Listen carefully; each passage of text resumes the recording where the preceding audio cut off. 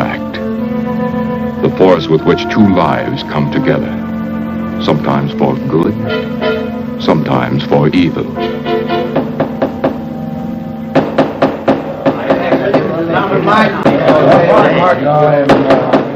I say, Williams, allow him line now. I'm definitely against it. Seems to forget we have our stockholders to answer to.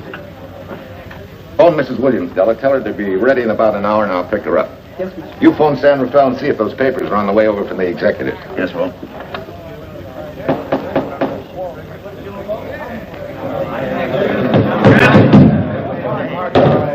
Well, Mr. Darcy, what's the score? 9-0?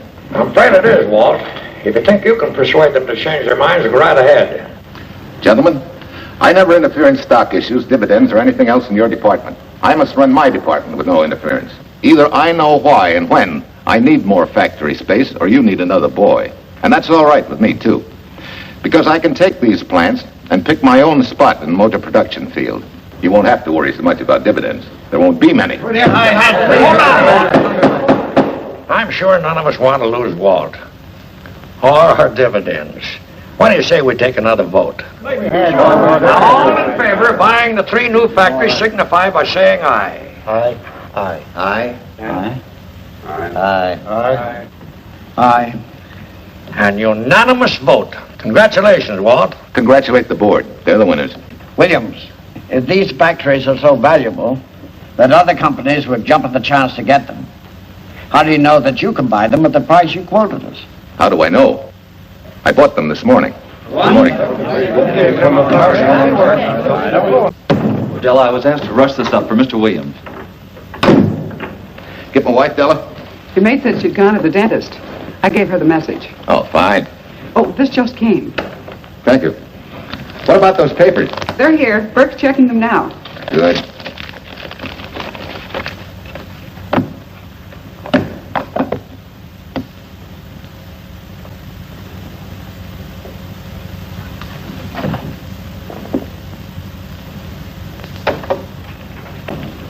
Congratulations, Walt. Take a look at Clause 4. Those provisions haven't been clarified yet. Oh, no? I wanted to leave for Tahoe right away. Get Judge Deering on the phone, will you? Never mind.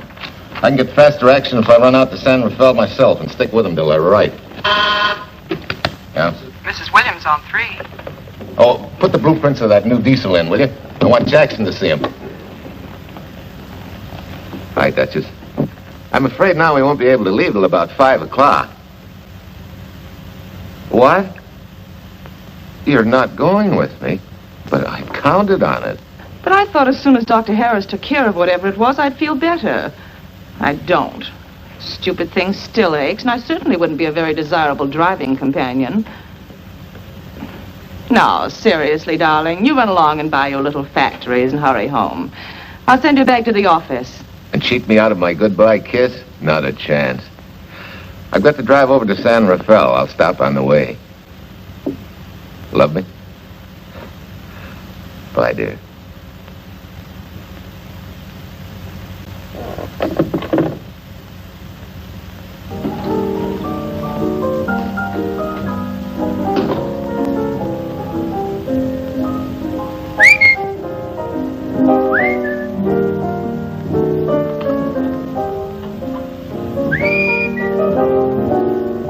How do you expect me to whistle through a toothache?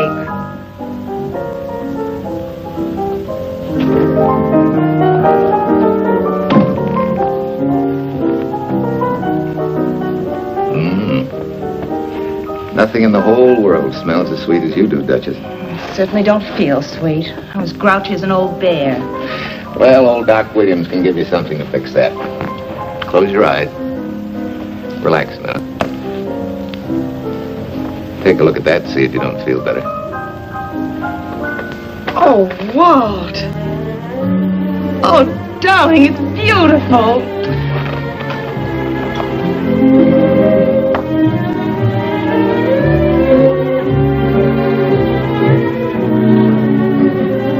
Not bad. Not bad at all. You know, to quote my wife, I like monograms on things. It shows they belong to me, unquote. When did your wife say such a thing, Mr. Williams? About 6 years ago, when I married her. She gave me the first monogrammed shirts I ever owned. Those were the words on the card. I still have it. I certainly hope your board of directors never discovers what a softy you are. They won't, don't worry. I have only one vulnerable spot. What really happened this morning? All I got out of Della was that you stalked out of the office with blood in your eye and were back in no time with canary feathers in your mouth. Oh, I clipped those birds' wings, but short. No one's going to vote me down, sweet. Not when I know I'm right. Mm-hmm. But how did you convince the board of that so quickly? With subtle hints, then easy persuasion. Like this. Either I get what I want, or you get yourself another boy. And that's all right with me, too. Walter! What a clumsy ox. I'm sorry, Duchess. Oh, please, sweet, don't be so upset. Oh, if you could have seen your face. Oh, don't bother, dear. Sulin will take care of that. Not exactly a good prescription for nerves, huh? You know, you're wrong, Dr. Williams. The way I feel now, a good catnap will probably make a new woman out of me. And if it's not going to make you too late... Yes? Well, I'm sure that by 5 o'clock I'll... Swell. I'll run over to San Rafael and get things ironed out and be back for you by 5. On the nose. Darling, wait. That's perfectly silly. I'll take a taxi cab and meet you in Sausalito. There's a drugstore on a corner opposite the square. I'll be there at 5 o'clock and we can go straight on up to Tahoe. That'll save you all that late afternoon traffic and all that time it'll take to come and pick me up. Smart woman, my wife. Thinks of everything.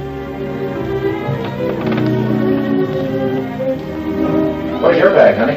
Oh, Sulin still has some things to press for me. Sure you don't mind taking a taxi? Very sure. Sweet dreams, Duchess. See you at 5. I better get going. Bye, honey.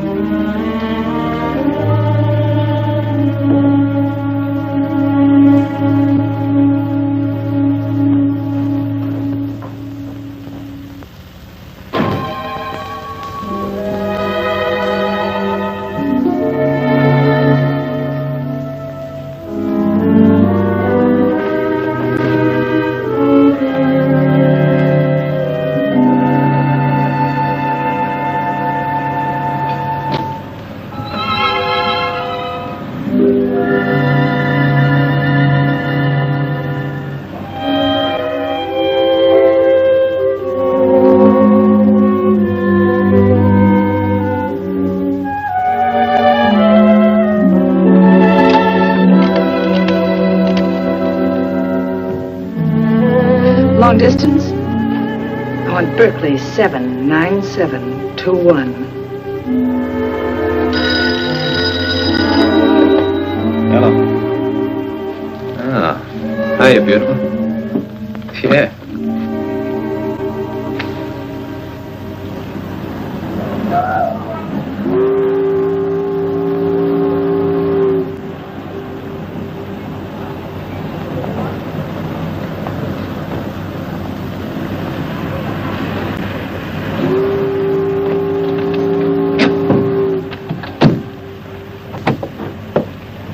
Here.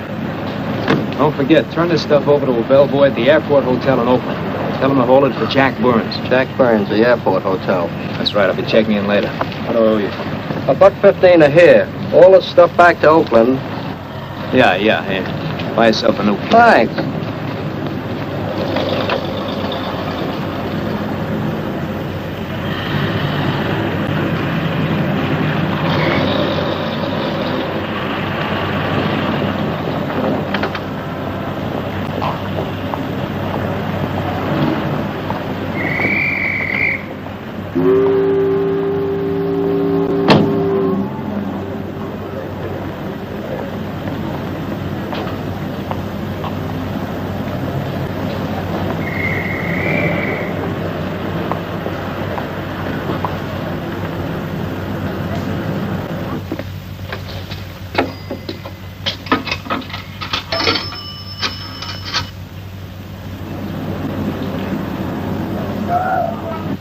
Hey, where's that new woman who was going to meet me? It's after 5 o'clock. Oh, gee, I was so sure you were going to be okay. Maybe you better get yourself another dentist, huh? Of course I understand, honey, of course. Just to prove it to you, I'm coming right on home. No, you really mustn't, darling. I'm going to be perfectly all right, really. And besides... Besides what? Well, I've done something you're not going to like. You remember Aunt Margaret back in Illinois? You mean the old gal in Evanston? I'm way ahead of you. How much? Well, it isn't money this time. It's another relative. Her favorite nephew, Jim Torrance. All of a sudden, right out of the blue, just after you left, he telephoned me from Berkeley. Okay, Judge, I'll see him when I get back. Well, you don't understand, dear. You're going to see him right away. I'm what? Well, all he seemed to want was to be able to get back to Illinois, so So you buy him a ticket. That's easy. Well, it isn't. I offered to, but he got huffy and said he didn't want any handouts, and... Well, without thinking, I told him we'd pick him up and give him a lift as far as Denver. I won't say I'm getting exactly an even trade for you, but where do I find this guy? Well, he should be there right now. I told him to be on the lookout for a cream-colored roadster, just in case we failed to recognize one another after all these years. Oh, darling, you're such a lamb. You sure you forgive me? What do you think? Well, I'd better run along, or Cousin Jim might get nervous. Take it easy, sweet, and miss me, will you? I do already. Don't drive fast. And please take care of yourself. Softy. Bye.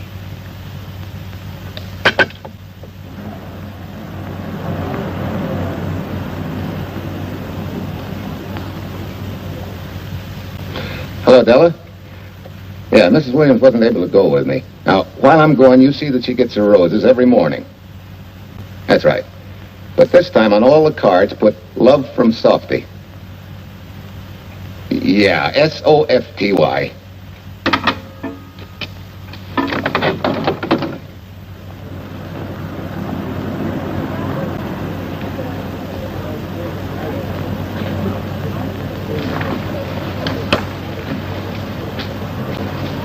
Hello.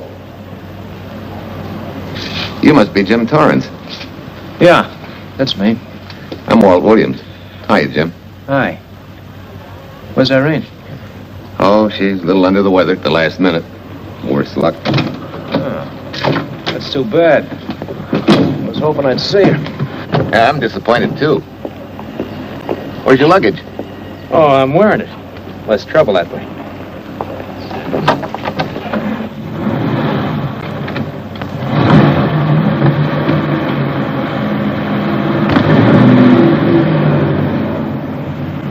Irene tells me you're heading for Illinois. Yeah. Going been a little rough, huh? Haven't exactly been worried about my income tax. What's your line, Jim? Oh, guess I'm a better salesman than anything else. You know, I can give you a couple letters when you get back to Chicago. It might help you.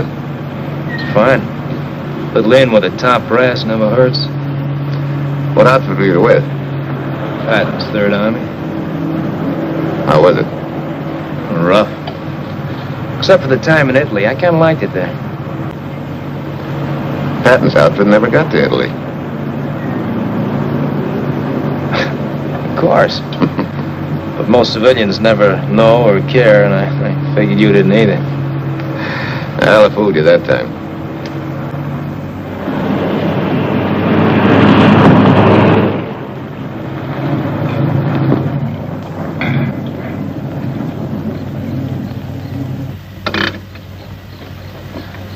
Our last chance to chow for a while. How about it? No thanks. I grabbed a hamburger while I was waiting for you. I can still taste the harness.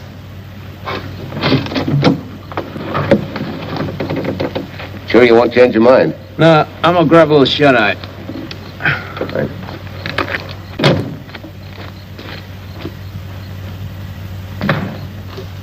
Chicken sandwich and a Coke. Warm chicken sandwich. Chicken sandwich coming up.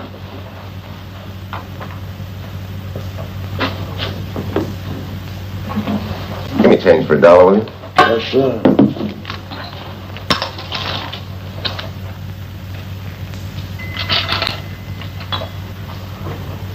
Thanks.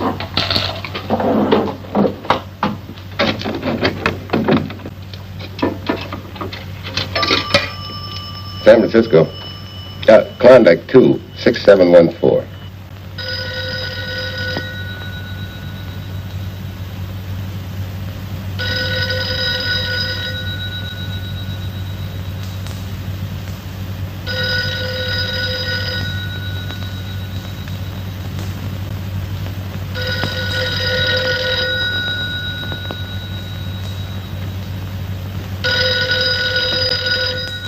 Klondike 26714 does not answer.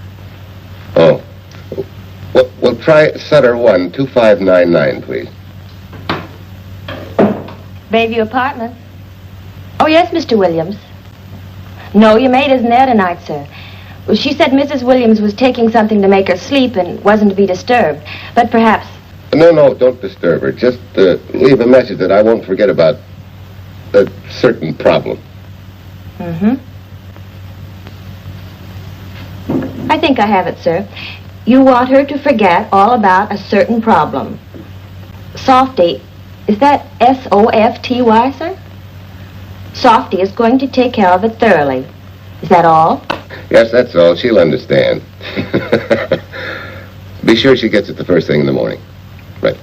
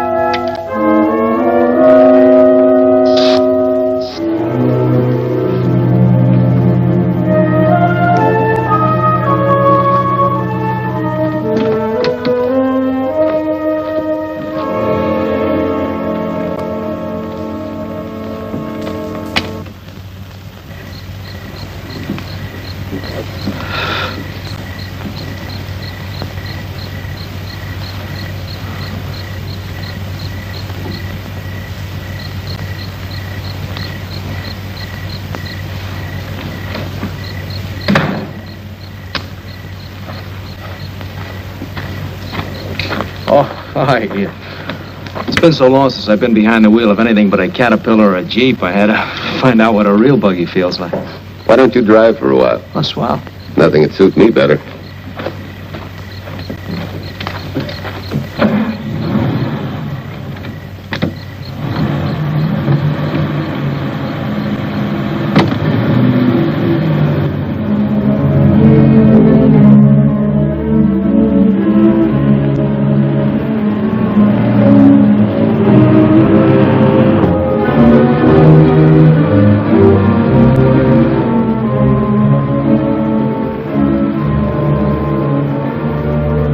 Tell me, Irene still got that little scar on her cheek? That one she got from the fall? Yeah. You can hardly see it now, though. How'd you know about that? She just got it last summer. Thought you said you hadn't seen her for years. Oh, from Aunt Margaret, of course. How else? She always sends me the news in her letters.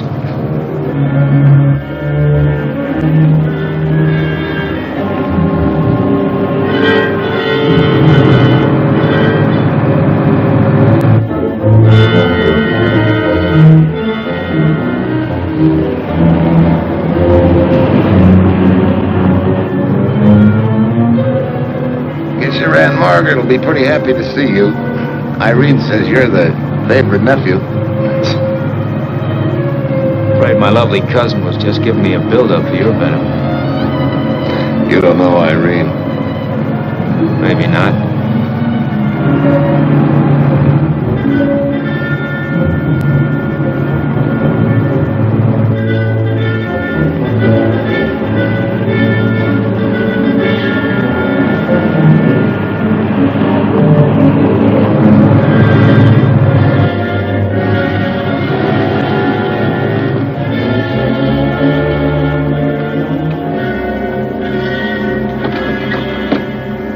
What's the matter?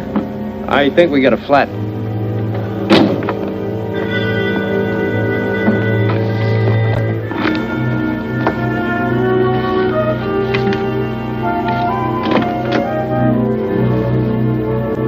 Yeah, flat as a flounder.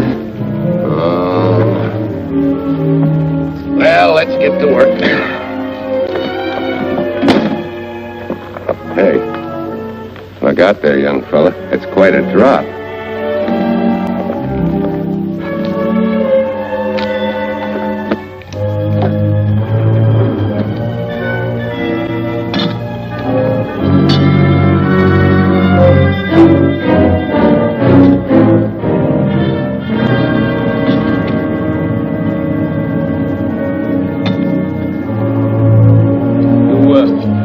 Flashlight?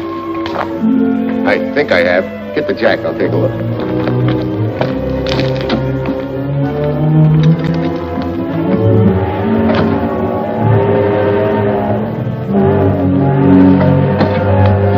Did you find it? Yeah. Yeah, it won't be long now.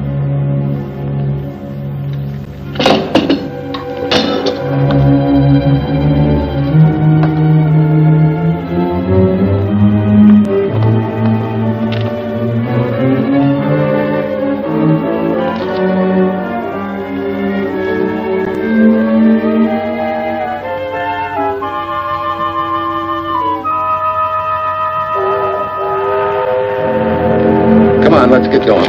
Wait a minute. Did one of your cufflinks fall out? Huh? Oh, something dropped. I heard it fall right down there at your feet.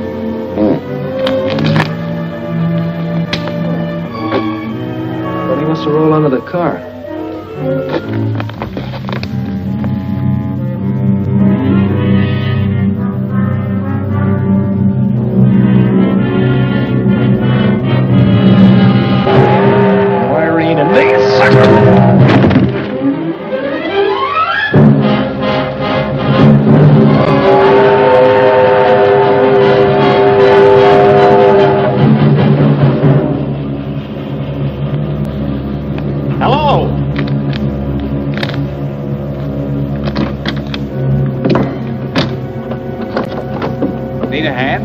No, I'm all set now. Okay. Good night.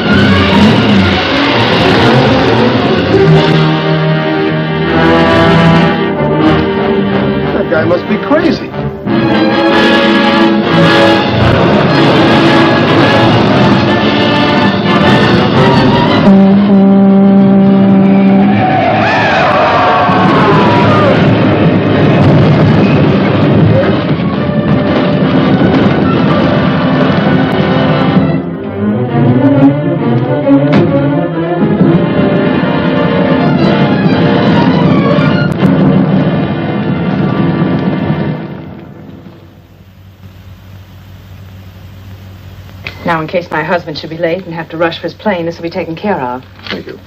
Tell Mrs. Burns the 302.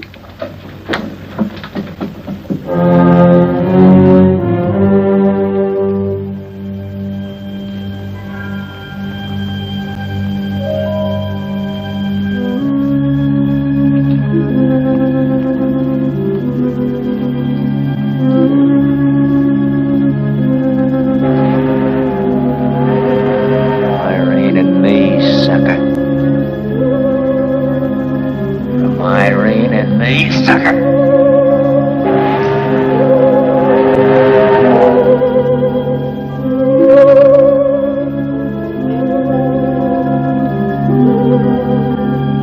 Take care of yourself.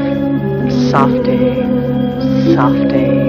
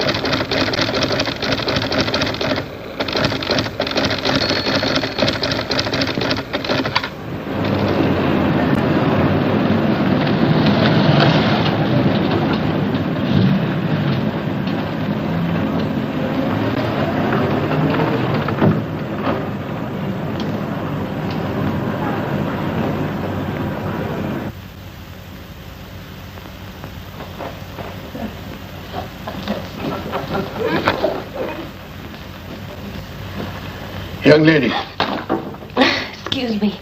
I want to see Mrs. Walter Williams. I'm sorry, sir, but she left orders not to be disturbed. I'm sorry, too. Lieutenant Quincy of the police department.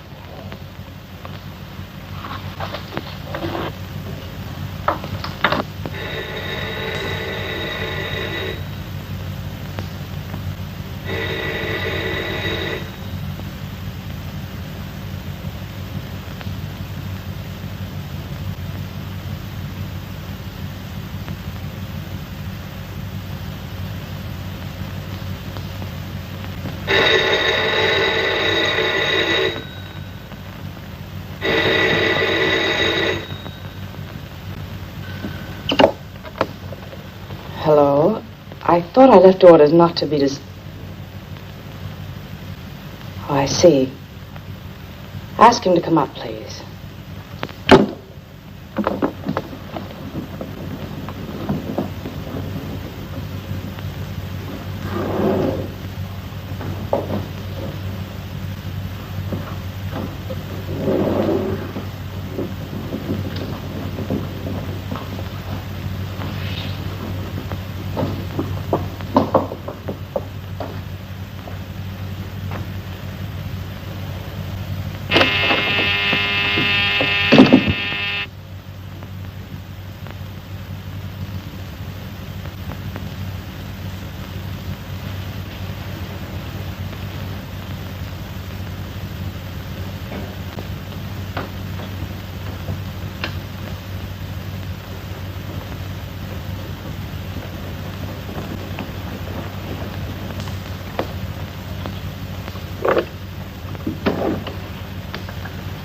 Yes?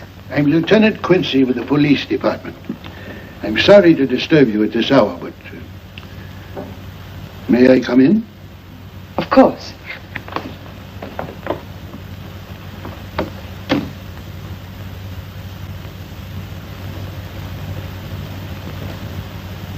Well, Lieutenant? Did your husband go on a motor trip late this afternoon? Why, yes, he went to Denver on business. Why? Was he driving a packet roadster? Yes. Is anything wrong? I'm afraid there is. Won't you sit down? Has something happened to my husband? Yes, Mrs. Williams. He's dead, isn't he? Yes. Oh, Walt, I knew something like this would happen. I begged him time and again not to pick up hitchhikers. But it wasn't a hitchhiker, Mrs. Williams. It was just an accident. He ran into a truck, a gasoline truck. You mean there was fire? He must have been driving pretty fast. I don't think he felt anything after the crash.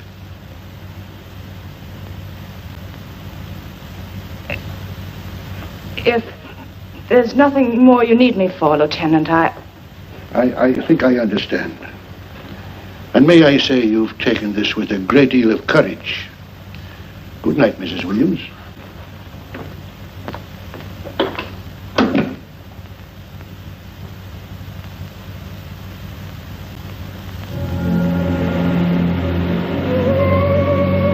take care of yourself. Softly. From Irene and me. Softly.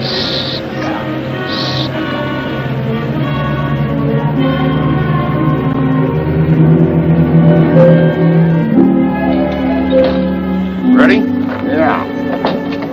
That Williams must have been quite a guy. Yeah, he went to work for Universal Motors as a sheet metal worker. Mm-hmm. Less than 10 years, he's their top production man. Well, he sure went out in a blaze of glory. Yeah. Let's go.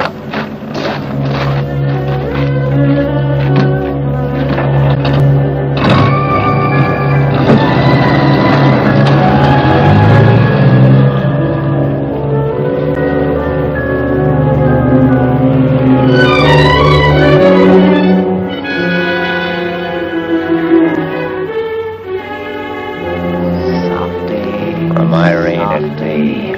Sucker. Sucker. Sucker.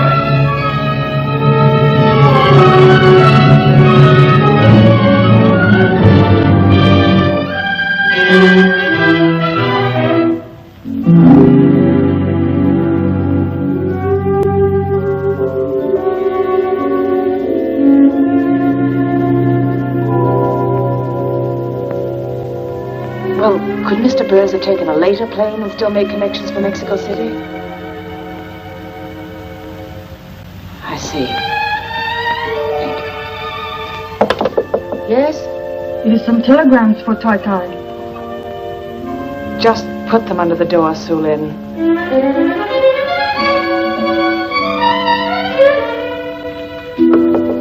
Please, Tai Tai, a policeman Quincy most anxious to see you.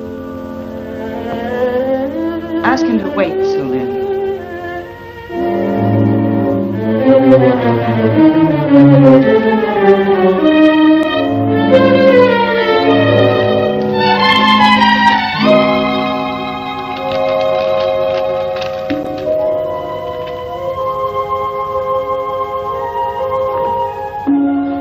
Mrs. Williams will see you presently.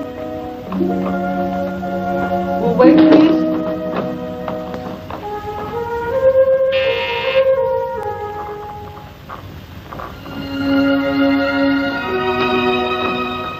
Flowers from Mrs. Walter Williams. Thank you.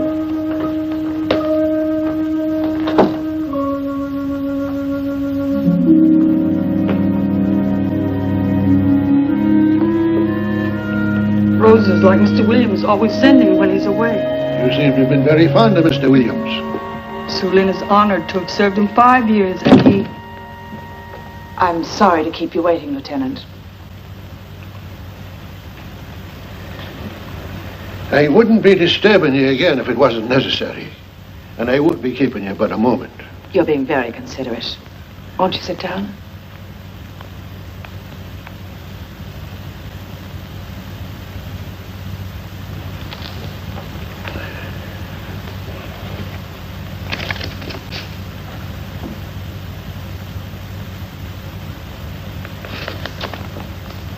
Everyone's been most thoughtful. And why shouldn't they be? Forgive me. I'm all right now. What was it, Lieutenant? The state police would like to have some information. They found some wavy skid marks for quite a distance on the road, as if the car had been out of control when it crashed. Tell me, was Mr. Williams a reckless driver? Why, no. He was a fast driver, but certainly not reckless. Well, was he a heavy drinker? Quite the contrary. Well, what about his health? Could he have had a heart attack and lost consciousness before the accident? Why, no. He was in perfect health, but he'd been working much too hard lately and was overtired. Perhaps he fell asleep at the wheel last night. Oh, poor darling. If only I'd been able to go with him last night, he might still be alive. Well, maybe so and maybe not. You mustn't blame yourself, Mrs. Williams. Fate plays an important part in these matters. Your handkerchief.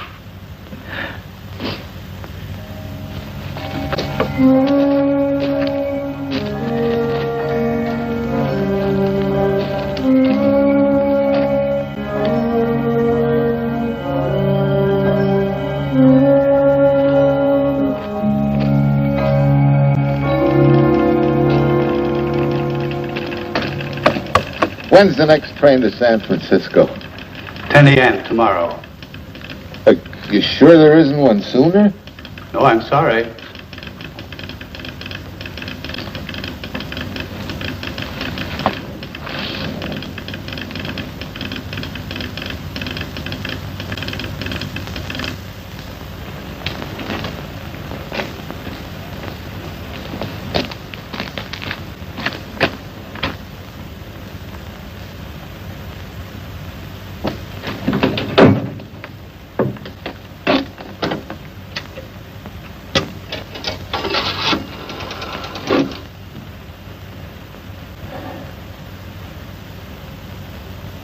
We have a circuit now, sir.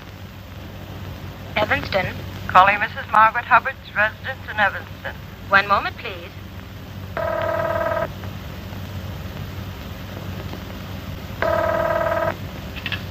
Hello? Mrs. Margaret Hubbard? Yes? Who's this? Long distance. I have a call from Mr. James Torrance. Who? Mr. James Torrance. He's her nephew, Jim Torrance. The call is for your nephew, Jim Torrance. I haven't any nephew, and I don't know any Jim Torrance. Sir, Mrs. Hubbard says she doesn't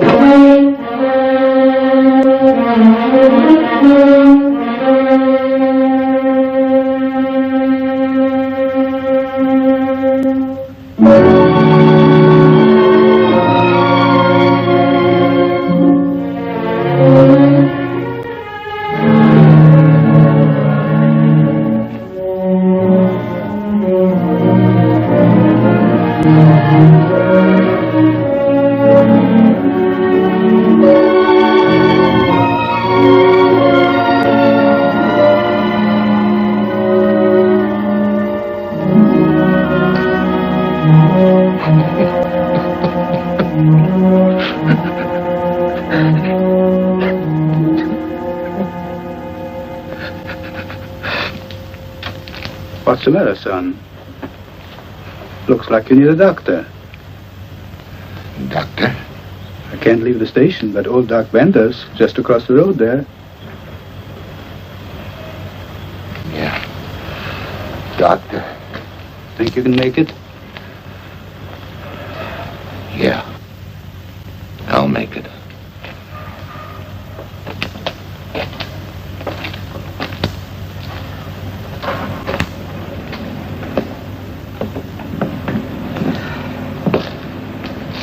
Now take it easy, man.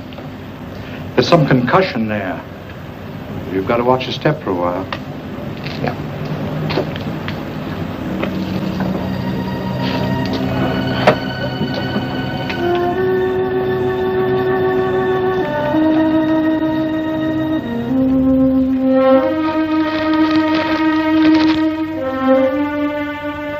Walter Williams' beautiful widow, who by her own request sat alone in the family alcove during the service.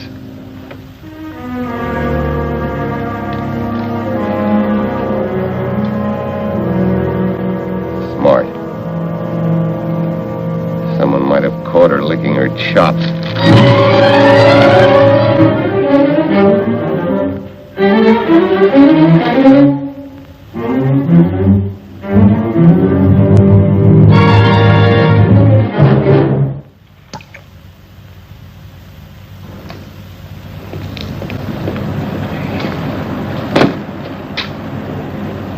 Hey, what's that?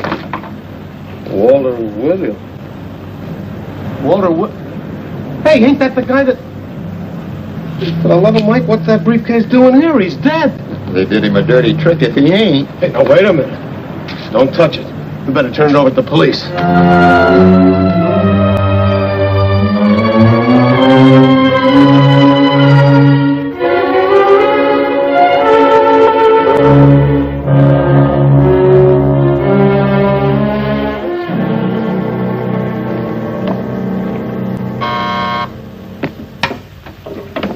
Homicide, Captain Callahan.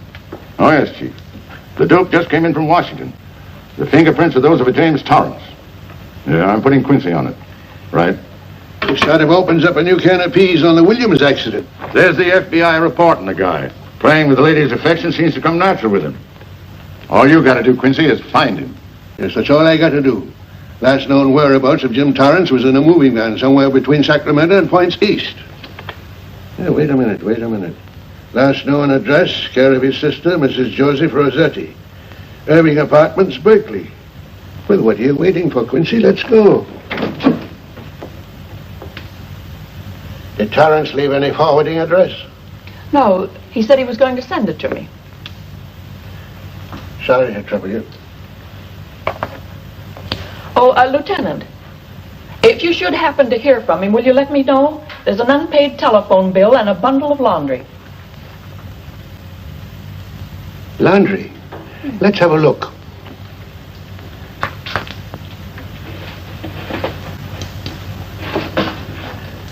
I may have to take this along with me. Not without a receipt, you don't. You mean you don't trust the police? In my business, you don't trust anybody. Mine, too. Holy St. Valentine's Day. Look, he had the same thing on his shirts, too.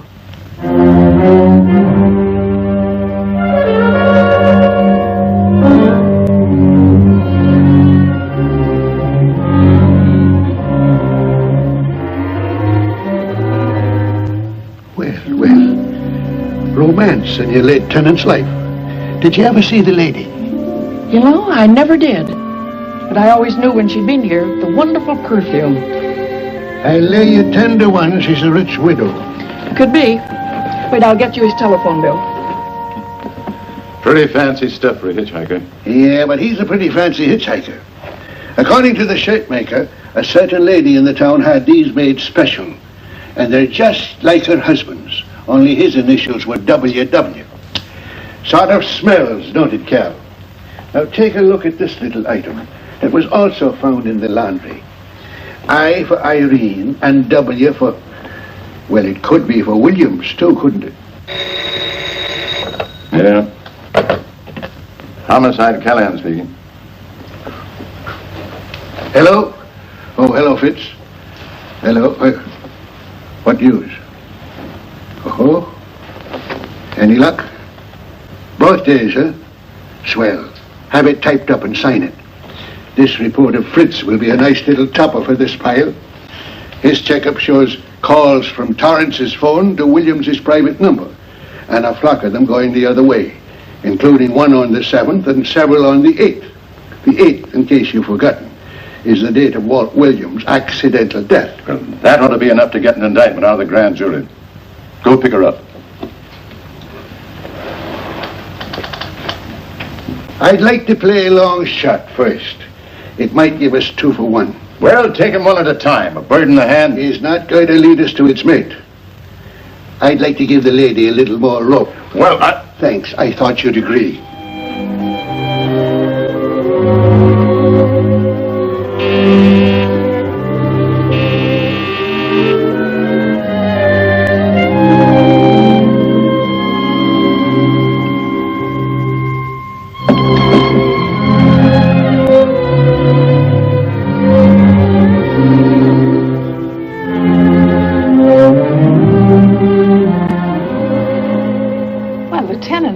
You just caught me. I'm glad. I have some rather startling news I thought you should know before it hits the headlines. Come here. Thank you.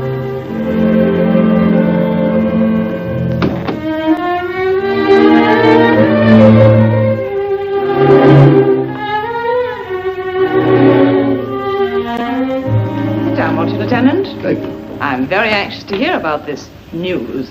It seems that your first hunch, remember, that a hitchhiker was responsible for your husband's death? Well, Mrs. Williams, you may have been right. Why, I don't understand. Your husband's briefcase turned up in Kansas City yesterday in a moving van that had stopped at the scene of the accident that night. Apparently, the murderer made his getaway in it. That explains the wavy skid marks that made us suspect your husband was ill or unconscious at the time of the crash. Yes, I suppose it does. And by now, the man is probably out of the country and never will be found. Don't you worry, Mrs. Williams. There were fingerprints on that briefcase. And as soon as we get the FBI report from Washington, his identity will be known and his description sent out on police broadcast. Oh, we'll find him all right. But just now we're keeping things quiet so the murderer will feel safe until we are ready to close in on him. Yes, I can see the wisdom of that. Yes, I thought you would understand and cooperate. As soon as we know his name, it is possible that you might recognize it as someone with a motive. There's that possibility. You know I'll do everything I can to help. I'm sure of it. Now I'll run along. You'll hear from me. I'll let myself out. Don't bother. And don't worry. Good day.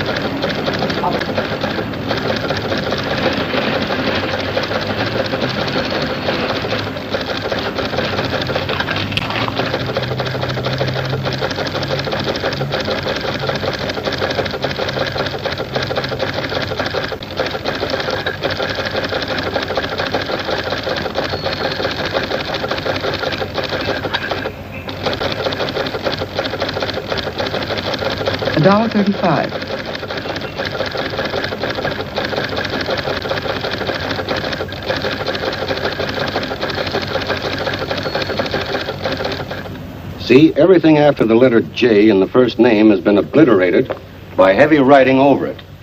The only impress letters legible are those between words or before them, like RNS at the end of this name here, and the Hotel Santa here before the word Evanston.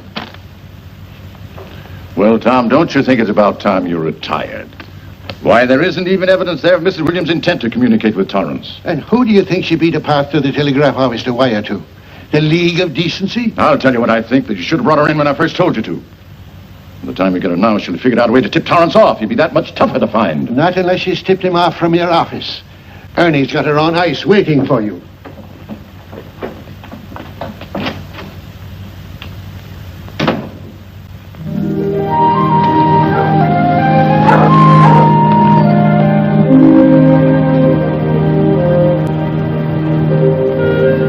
Pretty good, huh? Fastest growing little cow in Idaho.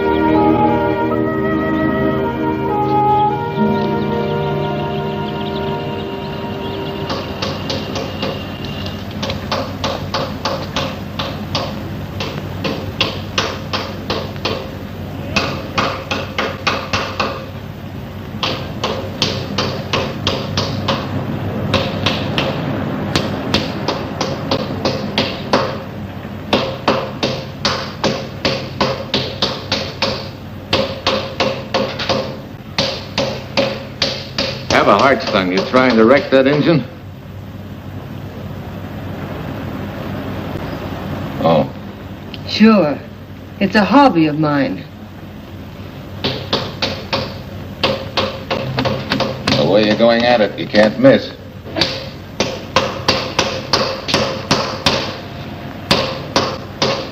Here. I just can't let you ruin that beautiful motor. Start her up.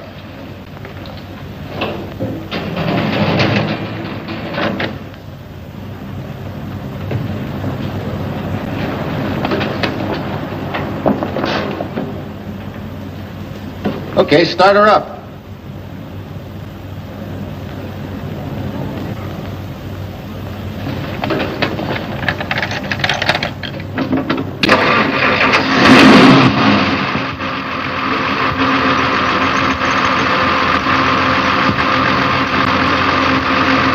Shut her off.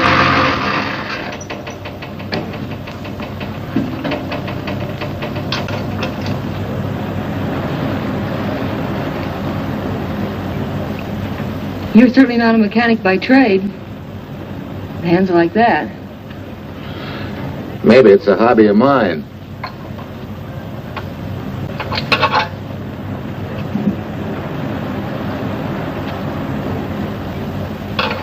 Gee, what happened to your head? Perhaps I was talking when I should have been listening. Okay? Okay by me. Thanks a lot, Hill. So long, Marcia. Bye. He's all right now. You better lay off though till the boss gets back. I'm the boss. I guess the new cars are a little bit over my head. Now, with a jalopy, it's different. Aren't there any mechanics around here you can hire? No, they all went over to the new factory in Mansville. I guess they got better wages. Tough break. Yeah. How much do I owe you? Oh, forget it. Well, I'll be shoving along. Well, at least have a cook in the house. You might as well. Marcia, can I use your phone a minute, please? Sure, help yourself, Uncle Ben. Never arranged but what it pours. 650, please. Flat tire this morning. Now the danged engine stalled on me. Nice and cold. Wilson's garage? No, I did not give you the wrong number. Fine thing using my phone to cheat me out of repair bills. Aren't you ashamed? Gave you the wrong number. 650, please. You're a nice girl, Marcia Peters, and your ma's a fine woman. And I'll always buy my gas and oil here. But you ain't never gonna tinker with my car again. Busy? Busy. Always busy. Yeah. Wait a minute. We're not so busy. Would you like to do another good deed and give Uncle Ben a hand? Why not? Where is your car, mister? Maybe I can help you. Why, are you a good mechanic? Very good. And very reasonable. Well, just what you need, girl. Better hire him. It's an idea, Uncle Ben. Come on. Thanks for the Coke. Sure.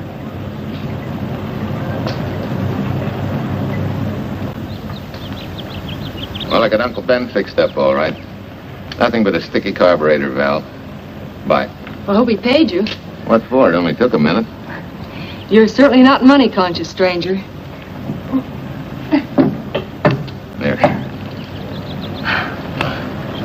This is no kind of work for a girl. Well, somebody has to do it if I want to stay in business. And I want to.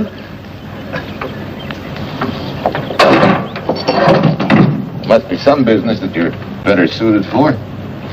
Couldn't you lease this place to somebody? Sure. I did while my husband was overseas.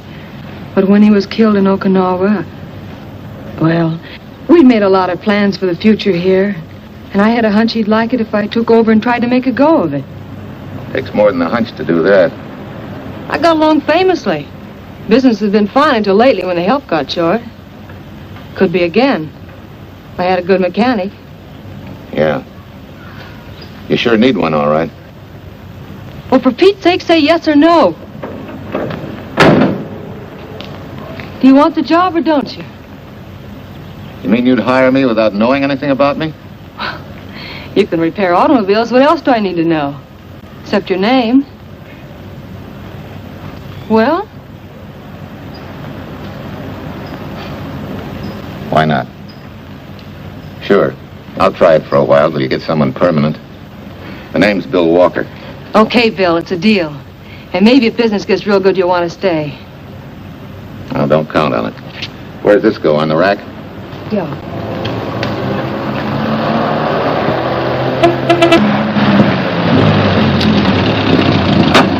Marcia! Marcia! It happened! It's a boy! 8.5 pounds! Pair of shoulders like a prize fighter! Well, congratulations, Papa. How's Jane? Ah, perfect. Everything's perfect. Gotta get down to the store and tell the gang. Almost forgot. Oh, gee, thanks, Dad. I'm sorry, I won't have enough for the gang. Yippee!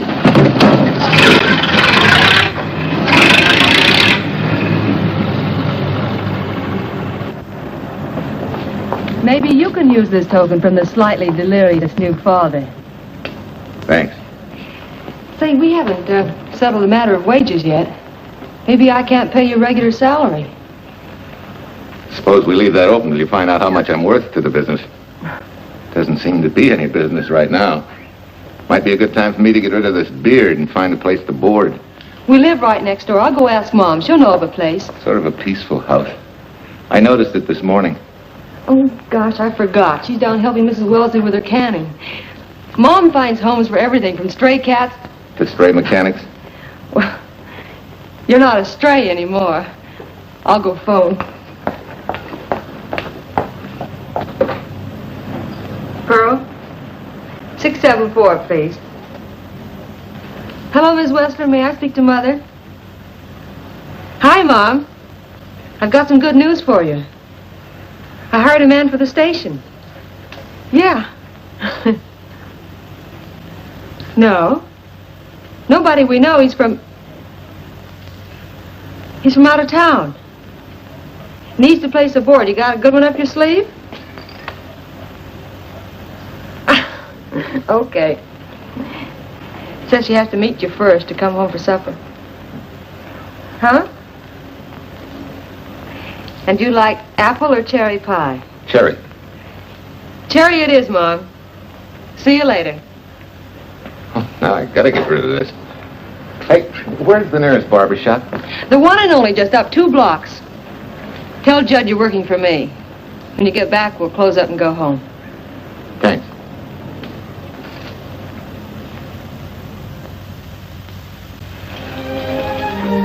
Well, that's real nice. You must have had a good bringing up, young man. Thank you for the young man. We thank thee, O Lord, for thy bounty, and ask thy blessing on this food and on the new friend who shares it with us. I hope you're good and hungry, Mr. Walker. Who wouldn't be? Marsh, she's like a sparrow, with all the hard work she does. May I have your plate, please? Well, she can start taking it easy now. Boss, the help. Thank you. She never takes anything easy. Has to put her whole heart and soul into everything she does. Well, now that you're through with me, Mom, how about Bill? Have you thought of a place for him to stay?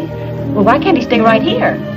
We have a spare bedroom going to waste. And I think you like my cooking. Like it? That's very kind of you, Mrs. King, but it seems an imposition. Imposition, nothing. That's good business. I get back what I pay you in board and room. Well, Marcia, what a thing to say. If you'd like to stay, we'd like to have you. We have some more vegetables. Mrs. King, you have a boarder. May I have a biscuit, please? Oh, excuse me.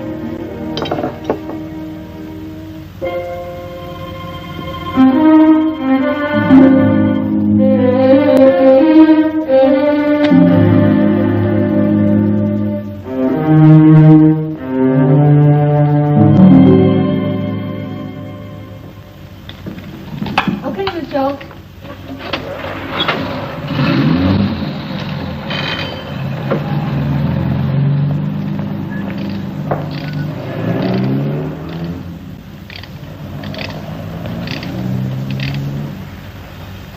It's wonderful the way tools seem to come alive in your hands. You seem to sort of come alive, too. As though you got real pleasure out of working with them. I do. When you're doing a job with them, you can't think of anything else. Bill, if something's bothering you, why don't you get rid of it? What would you prescribe, doctor? Amputation. For that stupid chip on your shoulder.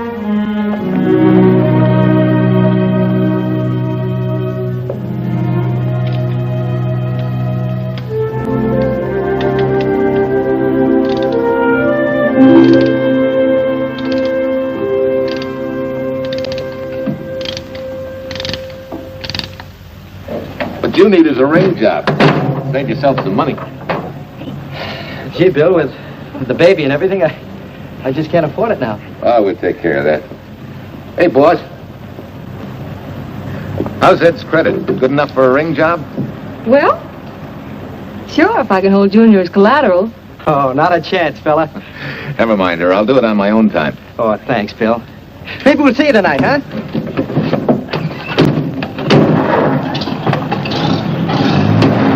Some shoulders, huh? Yeah. Some father, huh? Bye, Marcia. Bye, Marcia. Bye. Nice kids. Hey, was Ed clowning about their being hard up? No. Things have been pretty tough for him ever since he got out of the service. Fix a car for him, Bill, and only charge him for the labor, okay? Then he gets it for free. I'd already figured on knocking that off. Say, we could make it an anniversary present. Anniversary of what? Junior's arrival. And mine. 3 months ago today. Time certainly flies. That was a lucky day when you came to MP service. Your work's been bringing in a lot of business. I'm glad of that. Hated to have fallen down on Mom and you. Say, look, boss, why don't we three celebrate tonight and go to the movies? Ed said he and Jane were going. Well, that lets Mom out. She'll be babysitting. I'd love to go, Bill. I haven't been in ages. Here's your opportunity. Go to work. Extra! Irene Williams, held for murder! Read all about it. Extra! Irene... This is Sheila Graham with the latest news of the shocking Williams murder case. While beautiful Irene Williams is held for trial, charged with conspiring to kill her late husband, the police are searching for James Torrence, believed to be the lover of Mrs. Williams and her partner in the horrible murder of Walter Williams.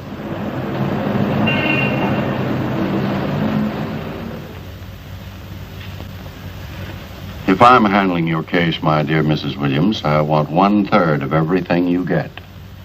You're out of your mind. You don't realize what I'll get as Walt's widow. Perhaps you don't realize the spot you're in.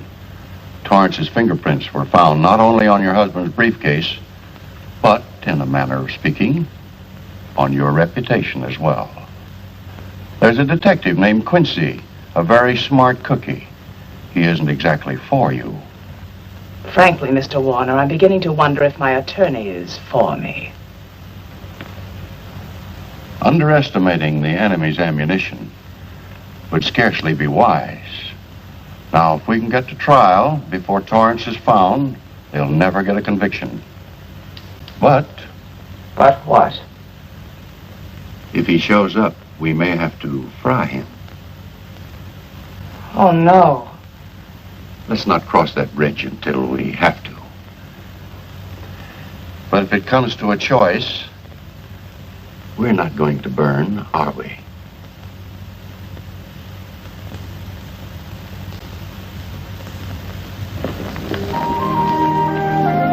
Art, you're the chatterbox this afternoon. What about this afternoon? Oh, I'm sorry, boss. I guess it was wool gathering. You're only supposed to do that in the spring. Is there anything you don't know? Yes. What's San Francisco got that we haven't? Better newspapers, for one thing. Anyway, California's supposed to be the land of opportunity. I thought that by now you liked it here. I do. Very much. It's a good town. Nice people. Swell boss. Thanks. We like you, too. No fooling, Bill. You'd be surprised how many people ask questions about you. What kind of questions? Oh, where you came from, do you have any family, and do you like it here, and are you going to stay? Al Knox asked me at the movie last night if you wanted to join the volunteer fire department. Just interested, friendly things. I suppose it is natural for people to wonder about a stranger who moves into their community, like I did. You know, I've been thinking, maybe it wasn't such a good idea, you and I going to the movies last night. It's all right being seen in the station and here with Mom, but... You get used to that in a town this size. They're always trying to marry people off. You just ignore it, and after a while they forget about it. I'll go get cleaned up for supper.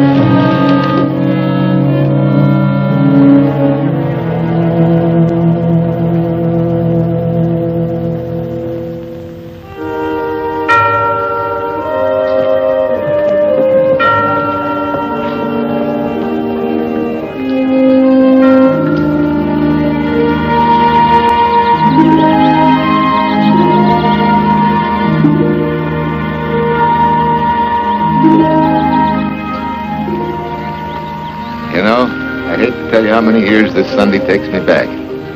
Did you always fall asleep during the sermon? I wasn't asleep, Mrs. Peters. I merely closed my eyes to concentrate. Oh, well, that's what you call it. I had to nudge you to stop you from nodding. Quiet. You're disturbing my reminiscent mood. Even smells the same. Could be the same bees buzzing in the same clover. As they say, you can take a boy out of the country, but... A rolling stone gathers no moss. It has to stop rolling sometime, doesn't it, Bill? Sometime, maybe. We grow a very becoming shade of moss here in Larkspur. Don't you think? You grow a lot of nice things here. Anyone in particular? You'll have to skip the answer to that one. Someone tore it out of the book. You're married, aren't you, Bill? Yep. That's right. You must have loved her very much to have been hurt so deeply. To be so afraid of someone, even yourself. Maybe it's better that way. Then no one gets hurt. Bitterness and hatred hurt everyone. Can't you see, Bill? They're like a wall that shuts out all the sunshine from a garden and lets everything wither. Make room in your heart for something else, can't you? I guess this is my day for sermons. Sorry. As Mom would say, you never get rich minding the other fellow's business. Hey, that's a flyer. I'll be seeing you.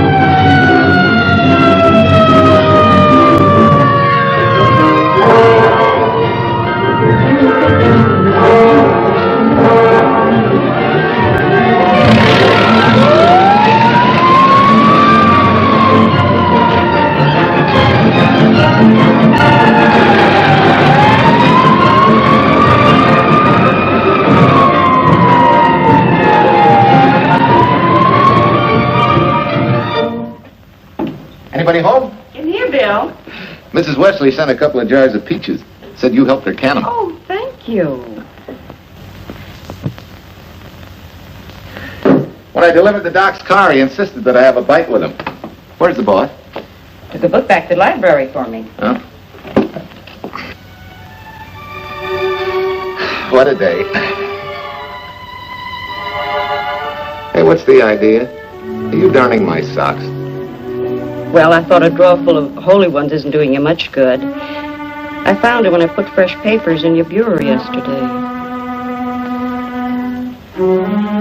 You have a heap of things that need mending, haven't you, son? Does Marcia know? Do you think I'd tell her? This is your problem, Bill. Because I found out about it doesn't give me the right to tell anyone else, not even Marcia. When you trust folks, you trust them, and you give them a chance to work out things the way that seems right to them. How can one little woman be so big? Don't forget, it's a lot easier to be tolerant and understanding at 50 than it is at 25. Yeah, Mom. I'm going next door for a while. Grandma Thompson's ill.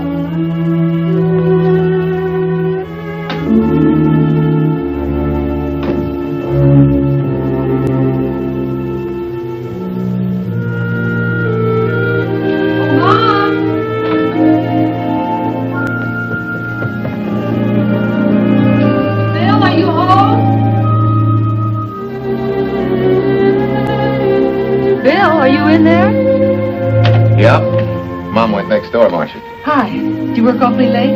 Oh, about 6. Anything wrong? Come in. I want to tell you something. I'm checking out. Has something happened? No, just... I'm doing what I should have done a long time ago. Moving along. But why, Bill? My name isn't even Bill. There isn't any Bill Walker. I'm Walter Williams. The late Walter Williams. Walter Williams? I don't understand. You may not even after I've told you, but at least you'll know the whole story. Sit down, please.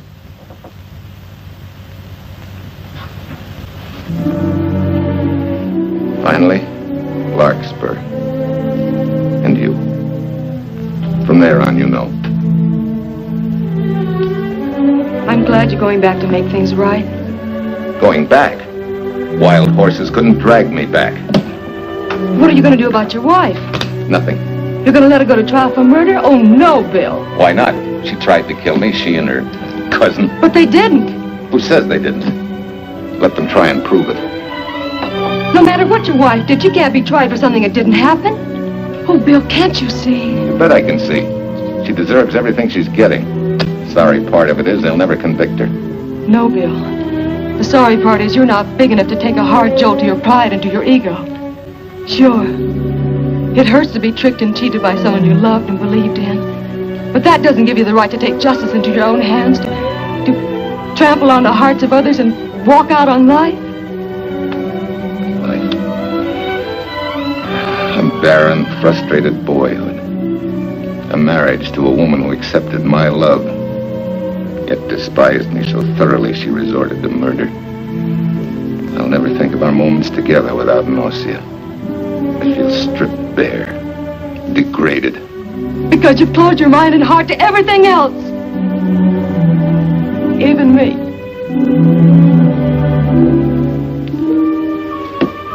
Oh, Bill, please. Don't destroy the one chance we have for happiness. We haven't got a chance. Doing the right thing never works out. I know. In this world, you turn the other cheek and you get hit with a lug wrench. Forget me, boss. Try and forgive me.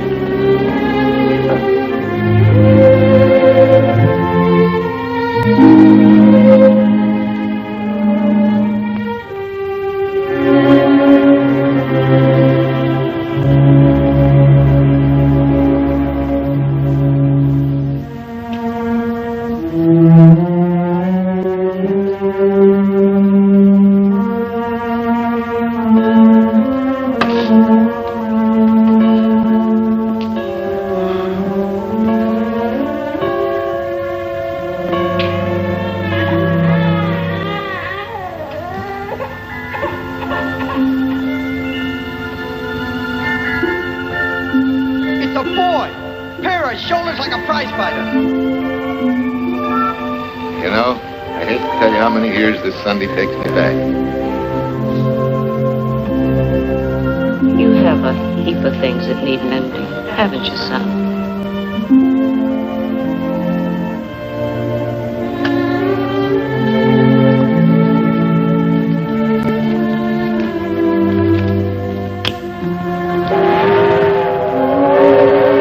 Take care of yourself.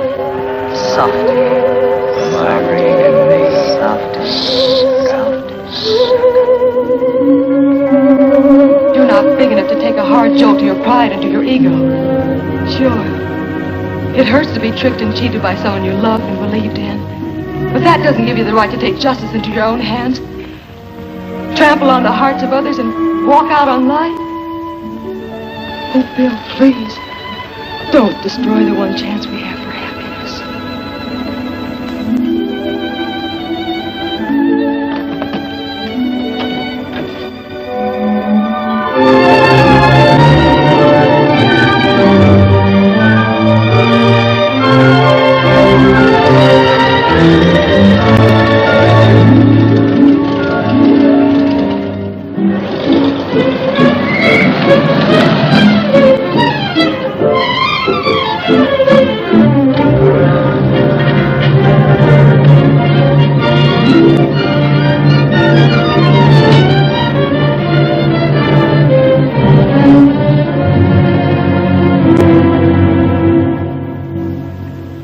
Peters was kind enough to come along to substantiate at least the Larkspur portion of what I've told you. Very thoughtful of you, Mrs. Peters. Mr. Williams, when you read in the newspaper that the hitchhiker who attacked you had been, well, a close friend of your wife's for some time, it must have been a great shock to you. I didn't come here to discuss my emotional reactions, Lieutenant. If you need me for anything further, Captain, my office will know where to reach me. Let's go, Marshal. Just a minute, Mr. Williams. We'll need your signed statement for the grand jury when we ask for your wife's release. It won't take long to be typed. Yeah? All right.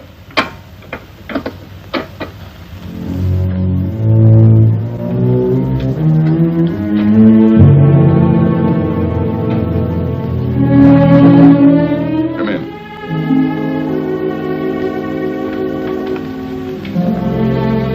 Sit down. Mrs. Williams, we have news for you. Really? I can scarcely wait.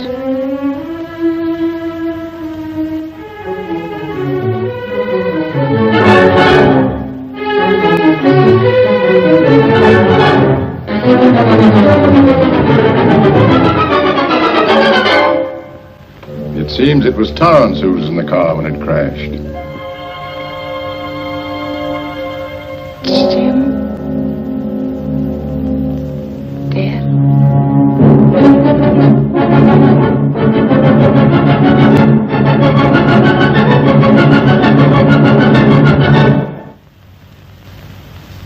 You did it. You killed him. No. He tried to kill me. Thought he had. And he ran into the truck. It was an accident. An accident? You wait all these months to tell this story. You let me rot in this filthy jail. Wait a minute. You let everybody believe you're dead. Pretty convenient, wasn't it? A dead man can't be tried for murder. Mr. Williams, perhaps your wife would understand better if you would explain to her about the amnesia. Amnesia? Oh, don't tell me you believe he had amnesia. Where's he been all this time, just wandering around in a daze? Tells us he's been in Larkspur, a little town in Idaho, working as a mechanic in a service station, run by Mrs. Peters here.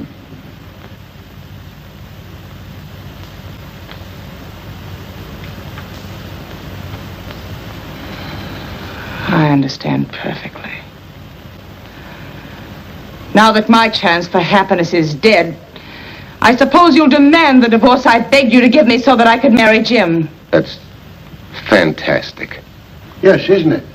After you telling us that the man you picked up was a perfect stranger. Well, that's not true. The time and place for meeting Jim had all been arranged. I must advise you, there's a law that a wife can't testify against her husband. There's a law against murder, too, but that didn't stop him, and nothing's going to stop me until I'm through. It's all right with me, Captain. Go on. Talk your head off.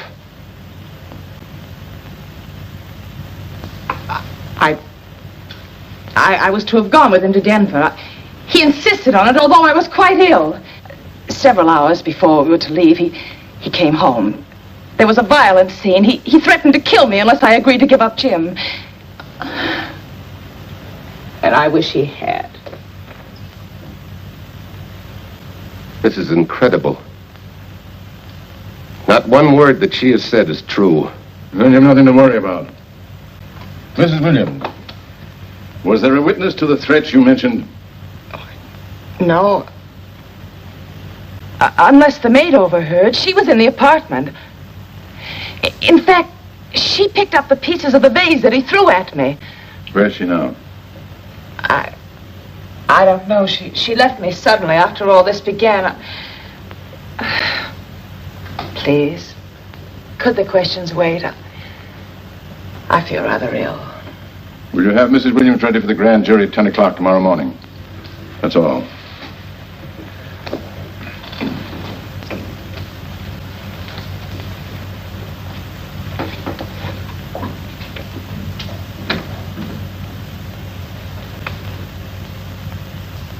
We're going to hold you too, Williams. On what charge? Suspicion of murder. But he's not guilty of any of these things. Then it should be easy for him to prove it. Take it down and book him. That fiction of Mrs. Williams must have been very convincing. No, we just couldn't buy that yarn you tried to sell us. Let's go.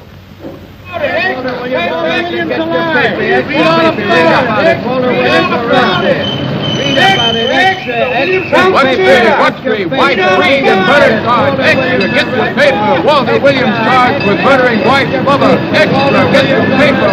Irene Williams goes free. Husband held. Extra, get your paper. White freed and murder charge.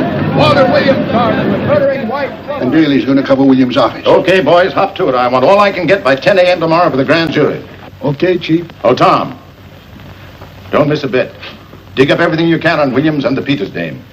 You sort of believed Irene Williams' story, didn't you, Ben? She made better sense than he did. Well, sure, she's a better liar than he is.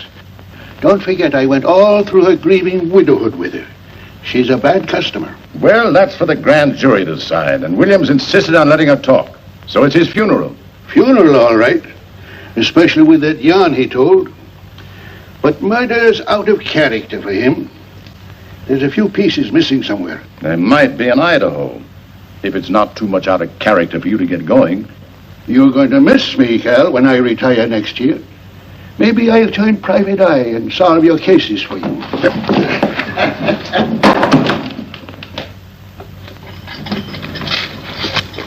Hi, Williams.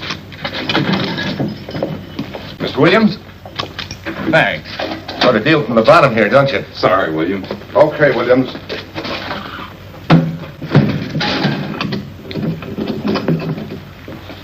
Well, not very good news, judging from your faces.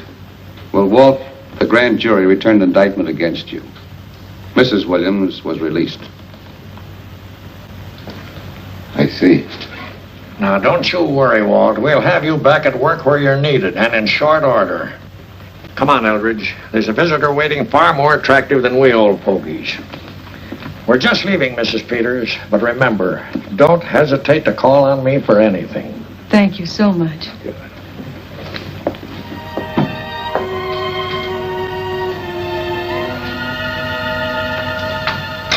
Hi, boss. Bill, what have I done to you? If it weren't for me, you wouldn't be here. If it weren't for you, I wouldn't be. I came back here because I wanted to believe in the things you do. I still do, no matter what happened. Will you do something for me? Go back home, where I know you'll be taken care of. Not a chance. You'll have to think up a better reason than that to get rid of me. I'm a big girl now.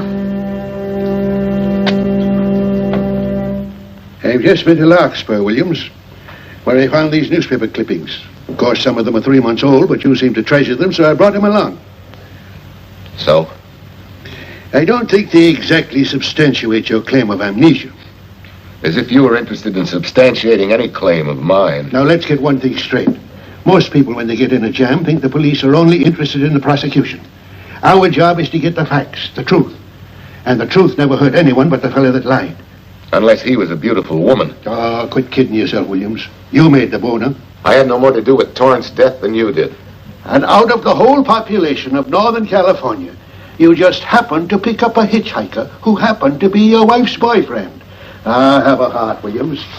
I suppose you'll tell the truth when you take the stand, but you better have some mighty conclusive proof if you expect the jury to believe it. Wait, Lieutenant. Bill, we all know you're not guilty, but we're going to need help to prove it, and need it badly. Lieutenant Quincy can't take sides, but if we're right, he has to be on ours. And I have a hunch he wants to be. Why don't you tell him the whole story?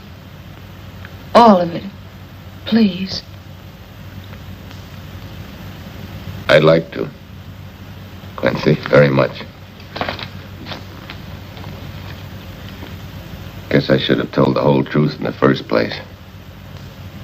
But I wanted to clean this mess up with as little scandal as possible.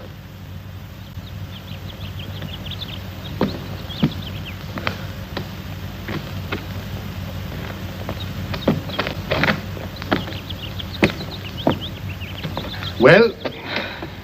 No sign of the lug wrench or anything. My dear Mrs. Peters, will you please stop trying to be a detective? How many times do you think the police have combed this spot for any kind of evidence?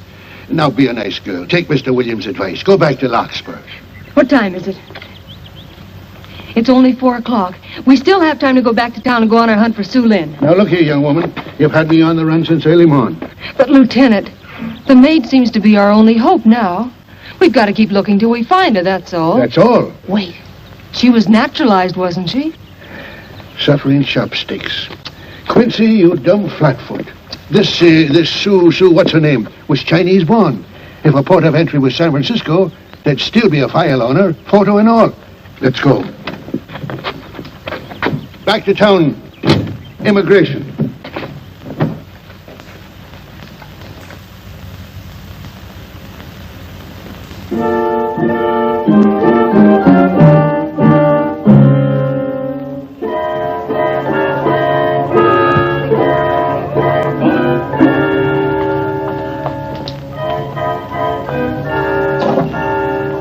counsel has given us the right lead.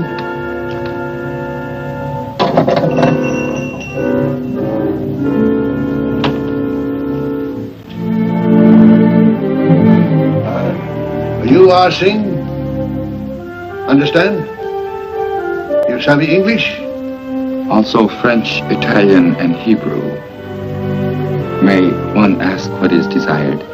We're looking for Su Ling Chung.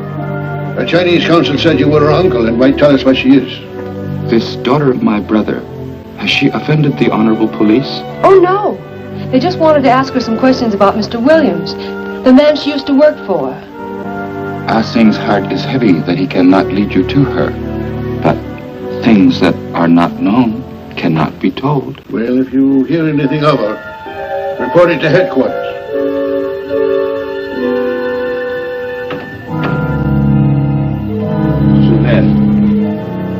Untruth is not good for soul, and not wisdom when told to policemen. Better for the soul to be kind than to be wise. Sulin must keep silence to help in this matter.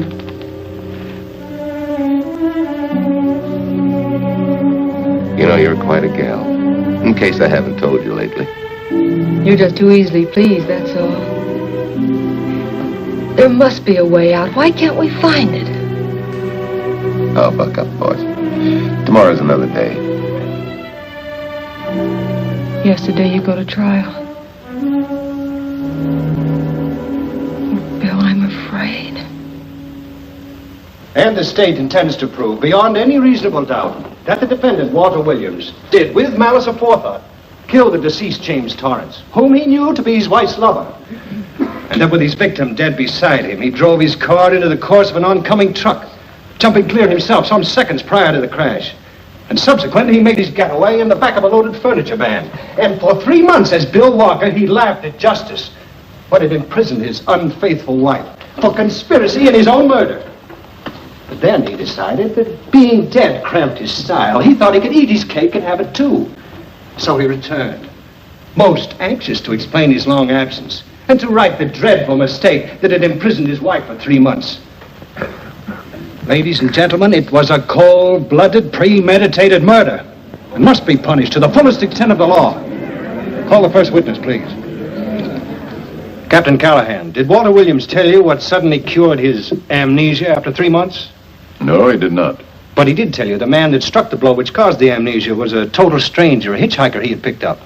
Yes. And that he knew nothing of this man's identity or relationship with his wife until he suddenly recovered from his amnesia and heard or read the details. That's what he said. That's all. Thank you, Captain. Your witness, Counselor. No questions. No. I saw no signs of amnesia, but definite concussion. He was a bit evasive in answering questions, but not vague or unsure. In your opinion, Doctor, could this head injury have been caused by a fall? Yes. If the head had struck on some object, such as a stone or a metal pipe. That's all, thank you. Your witness. Dr. Bender, are you familiar with a tool known as a lug wrench for changing automobile wheels? I'm afraid I am, sir. I've had a regular epidemic of flat tires lately. Well, then, in your opinion, could this head injury which you treated have been caused by a blow from a lug wrench? Yes. It could have been caused by that, too. Thank you, Doctor. The ones with the earliest dates, you will notice, are heavily creased, as though they'd been carried in a wallet or a coat pocket. Thank you. Lieutenant Quincy, will you kindly tell the court where you found these newspaper clippings? In the bedroom occupied by Mr. Williams and Mrs. Peters' home in Larkspur, Idaho. Is this your handwriting, Miss Revere? Yes, sir. And that's the message, at least our record carbon of it. Would you read it to the court, please? June 9th, 8:32 p.m. Message from Mrs. Walter Williams, Penthouse D. Mr. Williams called, said he wants you to forget all about a certain problem, that Softy is going to take care of it thoroughly. Was there any other conversation? Well, I just asked if that was all, and he said yes, she'll understand, and sort of laughed as if it were a joke and hung up. Some joke killing the wife's boyfriend. That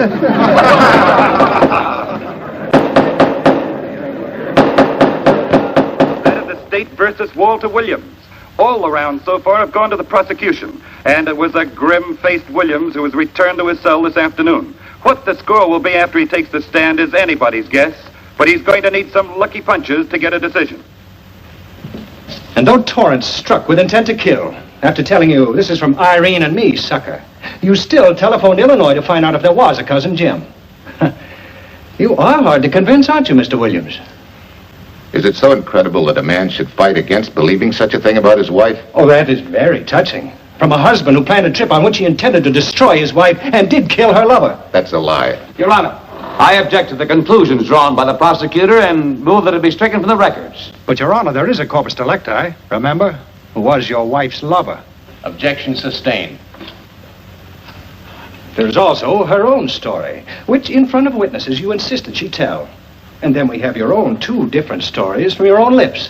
One featuring a perfectly strange hitchhiker, the second an equally strange cousin Jim, without a questionable substantiation for either bit of fiction.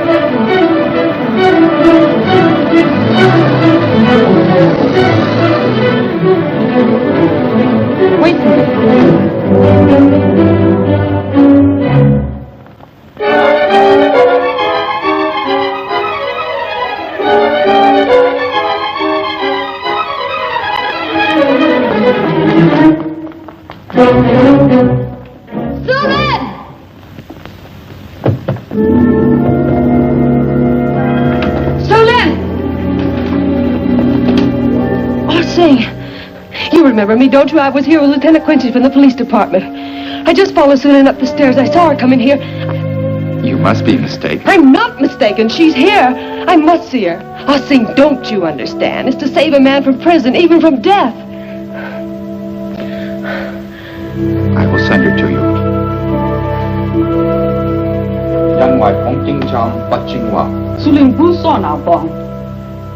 Oh, Sue Lynn, we've been looking for you all these weeks. Mr. Williams needs your help so desperately. I cannot help.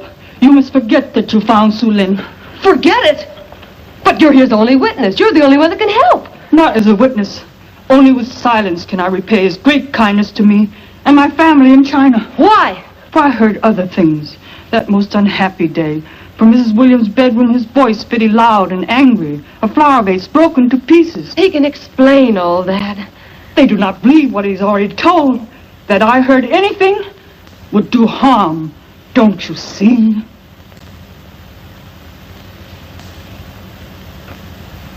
Yes.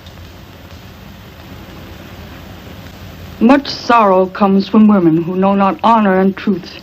And Mrs. Williams, she's not true even to that Torrence man. What made you say that? That night when he was killed. Her sickness was but wall of falsehood, behind which she could go secretly to a meeting place. You mean she went out that night? Sue Lynn, are you sure? Yes, because next morning in her bedroom I found street shoes that had been worn.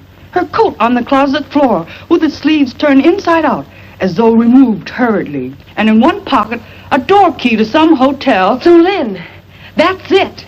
Proof that she and Torrance had planned to meet that night after he killed Mr. Williams.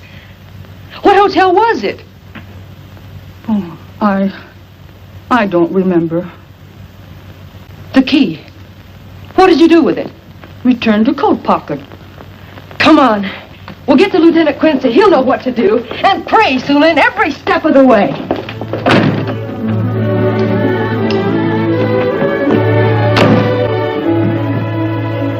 Now hold everything. Even if this long shot don't work out, we'll just keep on pitching.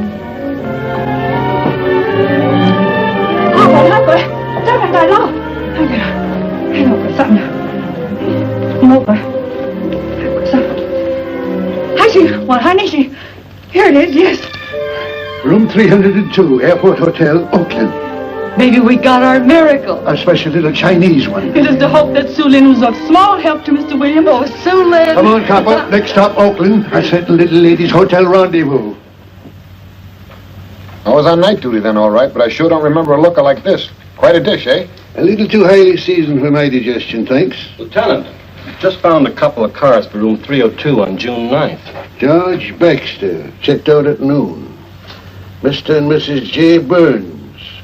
Room not slept in. J. Burns. Burns. Look, Quincy. The handwriting on the card is identical to that on the photograph. And here's a little boy, the same thing. The cover-up telegram to Aunt Margaret. Now look at the impressions. J here, and here RNS. J. Burns. That's the name she started a telegram to. Room not slept in. Say, I got that dame pegged now, Lieutenant. She said they'd be out of the room by midnight as her husband was catching a plane.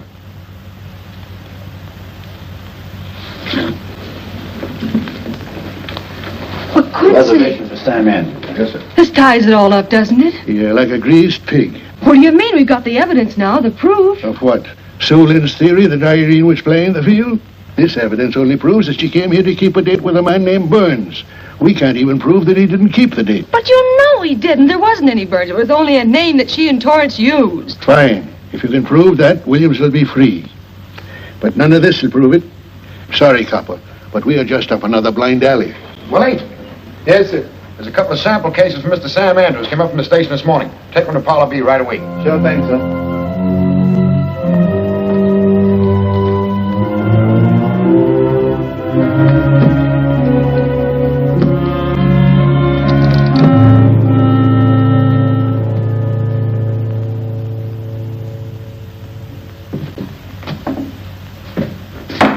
Seated.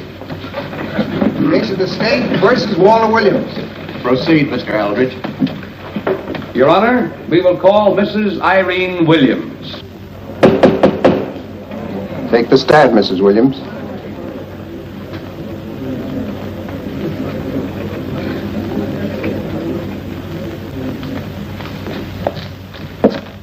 Raise your right hand. You solemnly swear that testimony about to give in this cause to be the truth, the whole truth, and nothing but the truth, so help you God? I do. Hey, what cooks? The defense calling her? Mr. Aldrich, what's the purpose in calling this witness? Merely for purpose of identifying handwriting. Now, Mrs. Williams, this photograph of you... Was stolen from my apartment. So, according to the inscription, to Walt, my adoring and adored husband, Irene, this belongs to Mr. Williams. This is your handwriting, isn't it? Of course. I'm touched that he should have wanted it so badly. And this telegram, addressed to Mrs. Margaret Hubbard, is that also your handwriting? It is.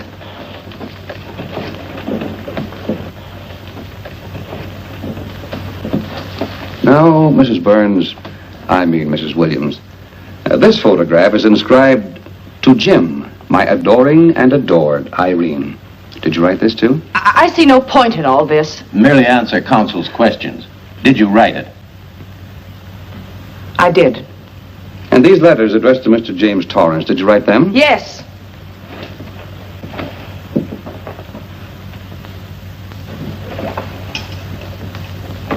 And this monogrammed garment, A gift from you to Mr. Torrance? Why must I be tortured again by all this? I never made any secret of my love for Jim Torrance. That's why he's dead. Your love for Jim Torrance. Yet on the very night he was killed, you had a rendezvous with a man named Burns, didn't you? I don't know what you're talking about. I don't know any man named Burns. I was at home that night, very ill. Oh, yes, the sleeping pills. Well, you must walk in your sleep then, for you spent at least part of that night at the Airport Hotel in Oakland, where you registered for Mr. and Mrs. J. Burns. Don't waste the court's time trying to deny it. This is the registration card that you signed at 9:20 p.m. And there's the room clerk who assigned you to room 302.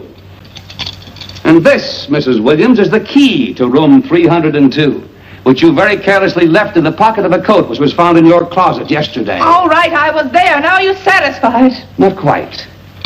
This J. Burns, Mrs. Williams, was his first name Jack? Yes. Have you been in contact with him lately? No. How long since you've seen or heard from this Jack Burns? Well, I don't know. I don't remember. You bet she doesn't remember, because there isn't any Jack Burns, and there never was.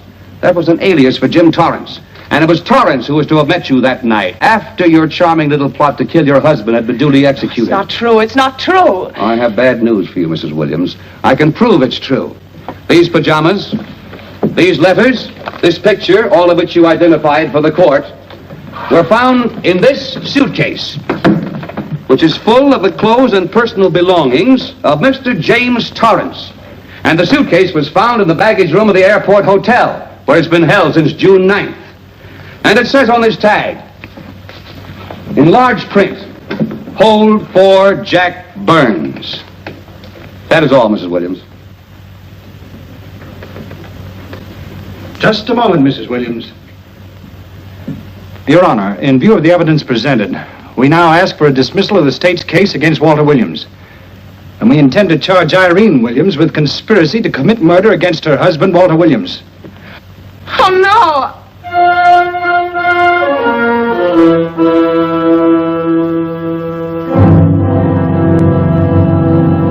The case against Walter Williams dismissed. Court adjourned until 2 o'clock. Well, that's that, Walt. Congratulations, Mr. Williams.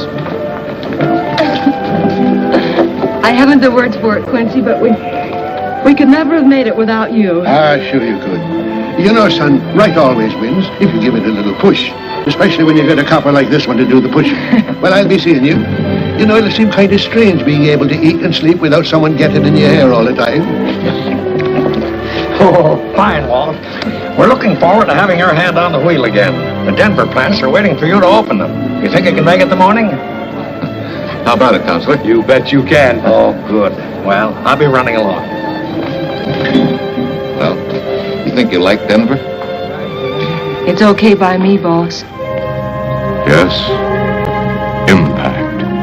The force with which two lives can come together. Sometimes for evil, sometimes for good.